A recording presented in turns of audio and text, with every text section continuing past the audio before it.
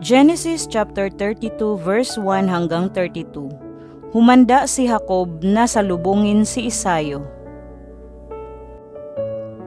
Nagpatuloy si Jacob sa paglalakbay at sinalubong siya ng mga anghel ng Diyos. Kaya't sinabi niya, ito ang hukbo ng Diyos, kaya tinawag niyang Mahanaim ang lugar na iyon. Nagpadala siya ng mga sugo sa kapatid niyang si Isayo sa lupain ng Seir, sa lupain ng Edom. Ganito ang kanyang ipinasabi, ako si Jacob na abang lingkod mo. Matagal akong nanirahan sa tiyo Laban at ngayon lamang ako uuwi. Marami akong mga baka, asno, tupa, kambing at mga alipin. Pinauna ko ang mga sugong ito upang ipakiusap sa iyo na magkasundo na tayo. Pagbalik ng mga sugo, sinabi nila, nakausap po namin si Isayo at ngayon po'y nasa daan na siya at may kasamang 400 lalaki upang salubungin kayo.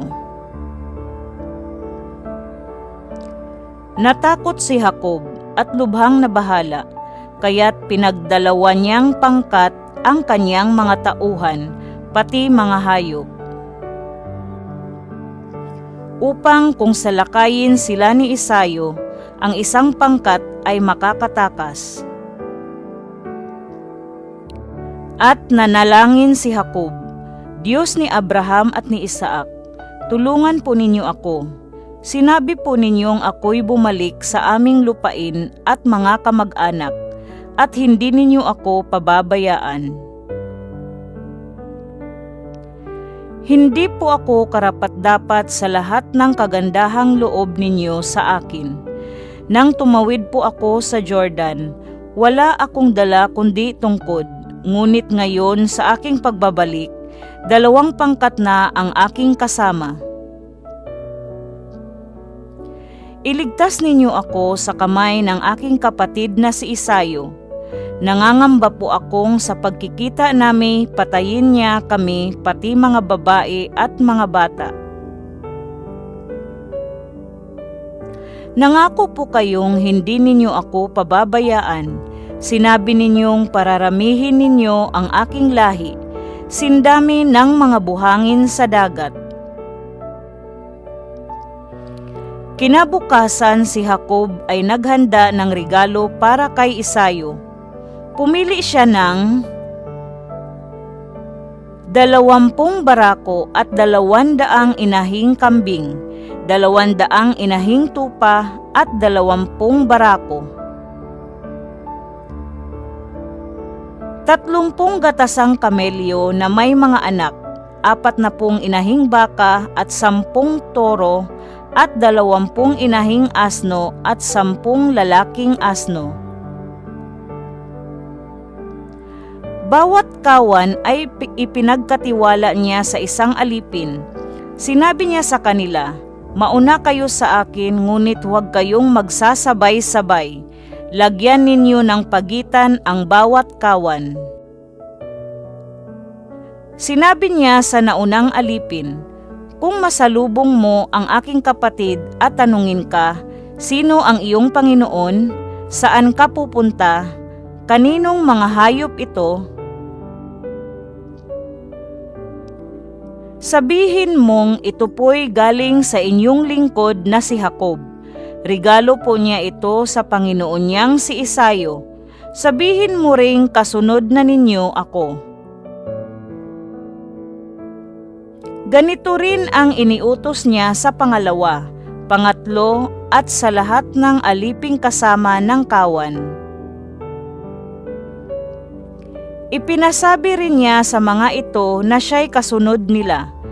Inisip ni Jacob na sa ganitong paraay patatawarin siya ni Isayo kung sila'y magtagpo dahil sa mga regalong padala niya. Ang mga regalong ito'y nauna sa kanya. Nagpahinga muna siya sa kanyang kampo ng gabing iyon. Nang gabi ring iyon, gumising si Jacob at itinawid sa ilog Habok ang 2 niyang asawa, 11 anak at 2 asawang lingkod. Pagkatapos maitawid ang lahat niyang ari-arian, naiwang mag-isa si Jacob. Doon nakipagbuno sa kanya ang isang lalaki hanggang sa pagbubukang liwayway. Nang maramdaman ng lalaki na hindi niya madadaig si Jacob, hinampas niya ito sa balakang at ang buto nito'y nalinsad. Sinabi ng lalaki, "Bitiwan mo na ako at magbubukang liwayway na. Hindi kita bibitawan hanggat hindi mo ako binabasbasan," wika ni Jacob. Tinanong ng lalaki kung sino siya at sinabi niyang siya'y si Jacob.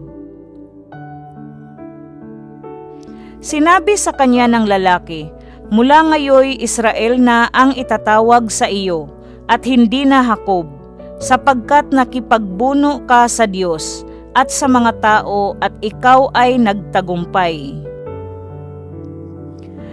"Ano namang pangalan ninyo?" tanong ni Jacob.